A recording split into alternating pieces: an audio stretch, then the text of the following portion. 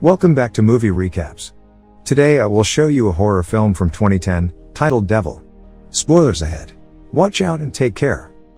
A man can be seen cleaning the inside of a building when suddenly a body falls on the truck outside. Two men are talking at a dinner.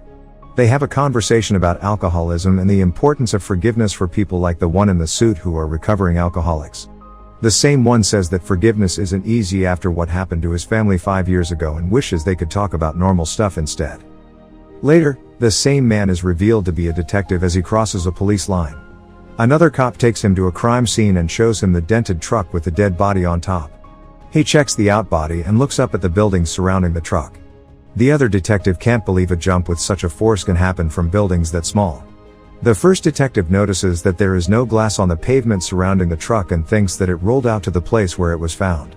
The two detectives walk around a corner to find a building that would better match their crime scene. Next to a modern-looking skyscraper, the characters are introduced one by one.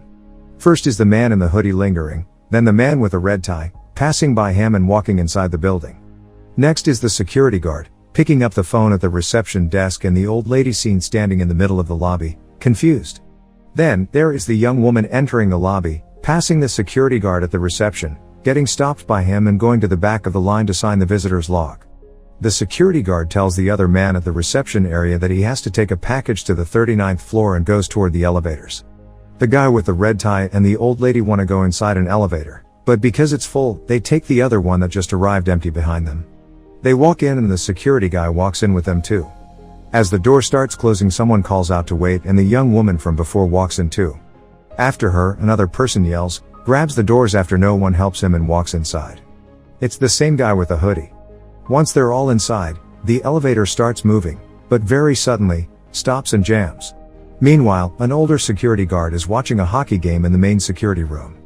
A younger security guard walks in the room and they chat about the game. He notices that one of the elevators is in inspection mode, so the older security guard calls the building engineer about the problem, while the engineer is trying to fix a broken window high up in the building. The guard tells the engineer to check on the elevator first, because there are people stuck inside. Back in the elevator, the security guard is getting anxious. The old lady keeps pressing him about emergency procedures, but he doesn't know because he's a temp. The guy in the red tie hits the emergency button and joins the old lady's questioning, by asking why he doesn't have a walkie-talkie. A voice comes on from the comm system in the elevator, telling them that he knows they're stuck and that there is an engineer on the way to see what's wrong. The older security guard is the one talking to them over comm and asks them to say something in the camera, which makes him figure out that there is something wrong with the microphone and he can't hear them. The security guard on the elevator tries calling the lobby from his cell phone, but gets no signal, so the young woman gives him her phone. The call is short and loses signal fast. Music starts playing in the elevator and the guy in the red tie starts singing, annoying everyone inside. The building engineer is on his way to the machine room at the top, where the wind sweeps off his hat and he almost falls off the side. Back down at the foot of the building, the two detectives are approaching and talking. The detective from the diner finds glass on the pavement and they see a man nearby sweeping more glass. He tells the man to stop doing that and declares the place a crime scene.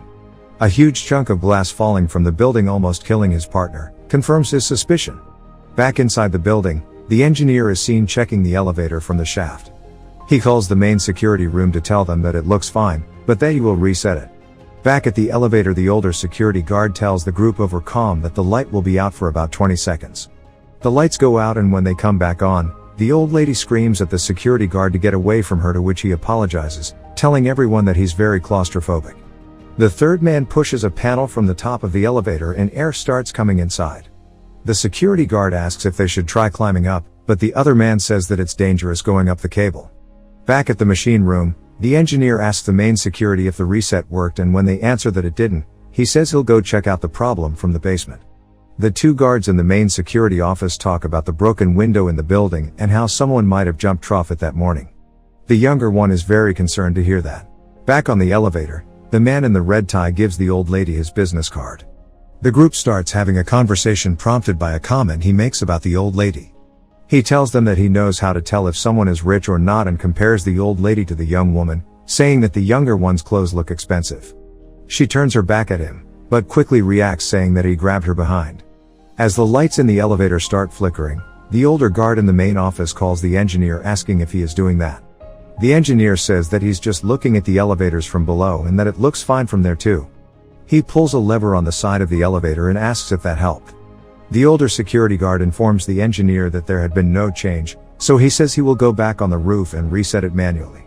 The lights in the elevator flicker again.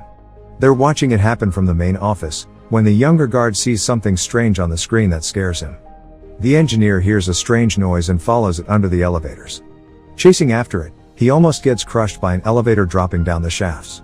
The lights in the elevator flicker again and then go out completely. Strange noises are heard in the elevator, as the lights go on and off. When the light comes back on for the third time, the young woman is lying on the ground. The guards in the main office ask what's going on, when the younger one notices that the young woman's back is hurt. The people inside are panicking. Red tie man notices that he has blood on him and tries to hide it from the others. The young woman says that it felt like something bit her, so the third man asks if anyone has anything sharp that might have hurt her. The security guard in the elevator then sees the blood on the man with the red tie. As he tries to explain that she just fell on him, the security guy goes to frisk him for a weapon. The guards watching for the security room decide that they need to call the police, since there has now been an assault inside the elevator. Outside of the building, the cop from the diner is talking to forensics, when the call about the elevator comes in. He sees that the call is about the building with the broken window and takes the case, bringing along his partner. Back at the main office, the younger guard finds the footage from the moment he saw something strange on the screen and shows it to the older one, who dismisses it as just grain. The younger one grabs his cross, certain he'd seen something evil, but the older one tries to calm him down.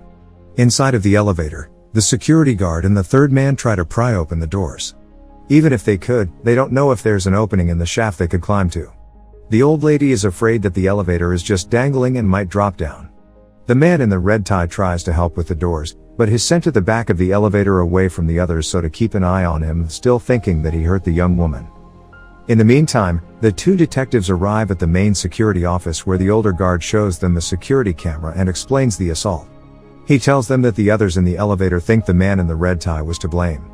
After the detective assesses the situation, he tells the security guards that they should ask for a repairman from the elevator company and tells his partner to call the fire department. He then asks about the people inside, particularly interested about the security guard. After finding out that he's a temp, he tells the guards in the main office to pull up his files. The younger guard tells him about what he saw in the footage, but the older guard brushes it off again. The detective dismisses it too and tells the people in the elevator to show their IDs to the camera, so he can see who they are. Unfortunately, the writing on the IDs is illegible, so the detectives and the older security guard go to the lobby to check the visitor's log and find out that way. Back at the main security office, the younger guard is keeping track on the security camera from the elevator, when the lights inside flicker again. Inside of the elevator, the young woman suddenly sees all of the people disappear and reappear as bloody dead bodies on the floor. A second later, it's as if that never happened and everyone is in their place. The lights go out completely again. The mirror in the elevator shatters and strange noises are heard in the dark again. When the light comes back on, the man with the red tie is revealed to be stabbed in the neck with a piece of glass from the mirror. Meanwhile, the younger guard calls the two detectives back. They see that the man is dead, so the detective calls for backup. When he starts reviewing the footage, the younger guard starts telling everyone a story. He says that situations like these always start with a suicide and people getting hurt when the devil is near. Sometimes he takes human form and torments people. The last thing he says is that one of those people in the elevator might be the devil. The detectives, uninterested in what the guard is saying, continue reviewing the footage and suspect the security guard in the elevator might be involved in the murder. The partner says that his files show him to be a violent criminal. The group inside the elevator is also talking about who the murderer might be. The fire department arrives at the building. In the main security office, the detective tells the people inside the elevator that the place is a crime scene now. The detective doubts that what happened was an accident, but says the people don't look like killers. He gets an idea and asks one of them to volunteer. He then tells the man to take out a piece of paper from the dead man's pocket. The man raises up a letter to the camera, which the people in the office decipher and realize the dead man was going to see someone in the building. The detectives go to meet with the fire department first, and after the detective from the diner goes to the level of the building with the broken window. Forensics tell him that the suicide note the jumper left is very strange, with the words "I can hear the devil's footsteps draw near" written last. Outside of the elevator, the firemen try to pry its doors open, but they won't budge. Inside, one of the men is trying to get out off the top of the elevator, but the security guard pulls him back down, thinking he's trying to escape. The detective is talking to the person from the building that was supposed to meet with the dead man from the elevator. He finds out that he was a scam artist and asks the person for a list of the people he has scammed. Back at the elevator, the people start frisking one another. Meanwhile, at the main security office, the detective is back and tells his partner that one of the people probably didn't sign in. If they were out to kill the man with the red tie, they wouldn't be stupid enough to do that. He gives him the other list and tells him to compare the two. Then he goes over to the security guards, and the young guard shows him the face from the footage, but in turn the detective shows him the apology note that was left by the person that killed his wife and child in a car crash. He says that people can be evil without the help of the devil. While they're talking, the old guard is reviewing the footage, when he finds the moment when the young woman thinks someone grabs her. The footage doesn't show anyone doing it. The detective thinks she's lying and becomes suspicious of her too. They see the people in the elevator frisking each other and tell them to stop. Inside the elevator, an argument starts up again, and the old lady threatens to pepper spray the security guard. He grabs the spray from her hands. In the main security office, the older guard is calling the engineer, telling him to stop disappearing. The engineer is climbing down the elevator cable and can't get his walkie-talkie to answer. He slips down the cable and a chain from his protective gear tears open. Inside the elevator, the security guard is taunting the old lady with the expired pepper spray, when something heavy drops on top of the elevator.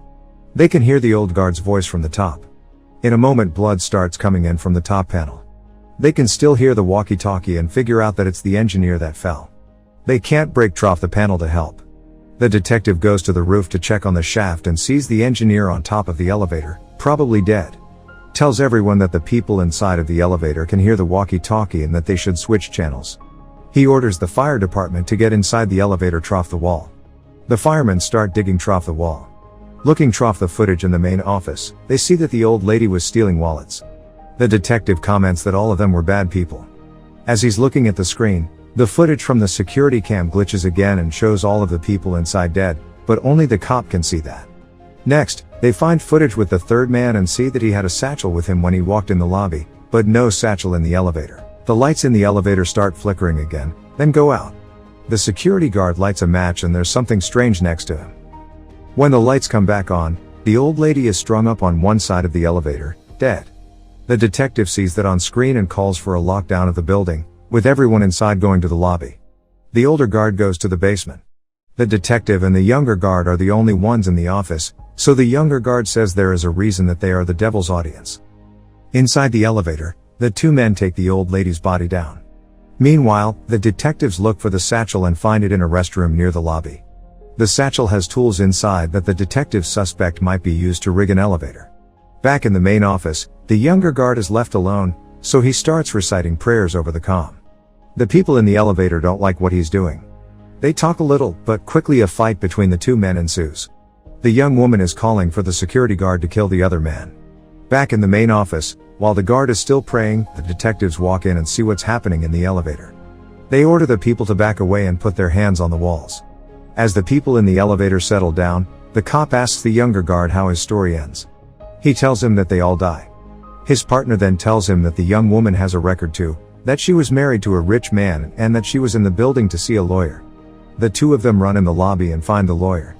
The only information he can reveal is that they should look into the people closest to her and that his specialty is forensic accounting. The detective asks to get the woman's husband on the phone. Meanwhile, the old security guard is in the basement and turns off the water.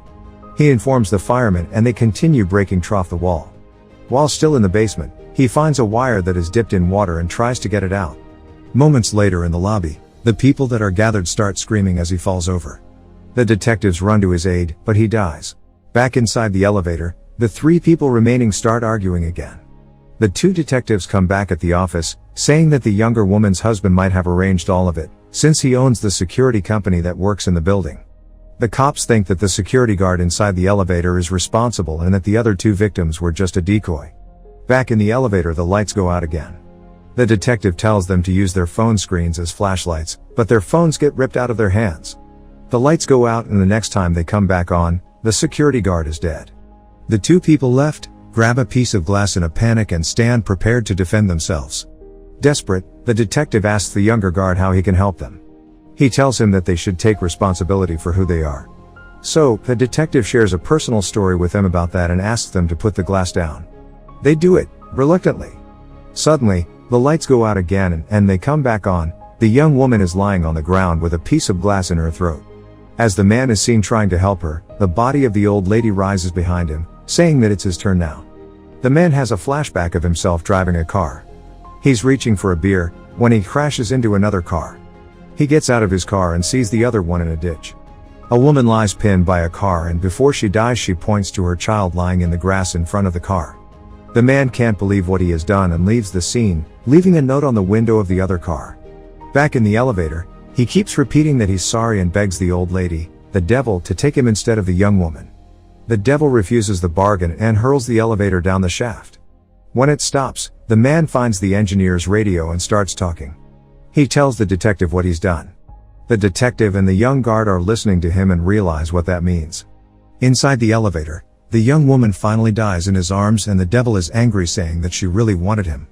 The lights go out and come back on again as the firemen are opening the doors of the elevator.